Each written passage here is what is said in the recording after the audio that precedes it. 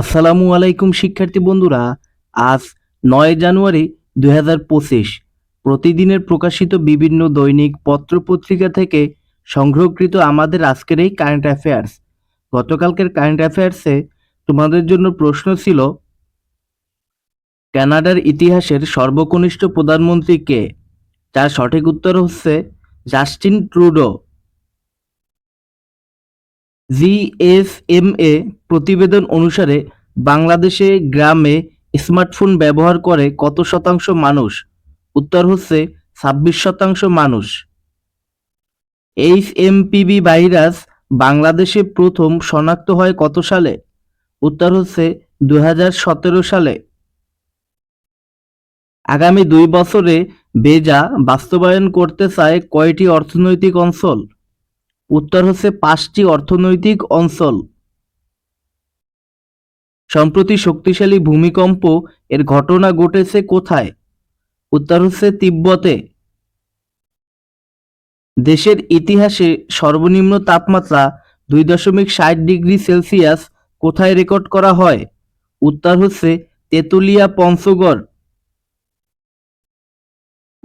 ভূমিকম্প প্রবণ বাংলাদেশ কয়টি টেকটনিক প্লেটের সংযোগস্থলে অবস্থিত? উত্তর হচ্ছে ৩টি। আয়তনের দিক থেকে বিশ্বের সর্ববৃহৎ হ্রদ কোনটি? উত্তর হচ্ছে কাস্পিয়ান সাগর। যুক্তরাষ্ট্রের আইনসভার নাম কি?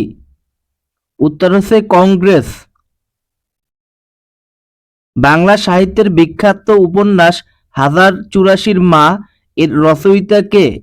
উত্তর হচ্ছে মহাশ্বেতা দেবী। স্বাভাবিক মৃত্যুর গ্যারান্টি চাই কার রচিত প্রবন্ধ সংকলন? উত্তর হচ্ছে নির্মল সেন।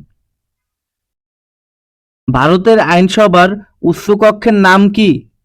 উত্তর হচ্ছে রাজ্যসভা।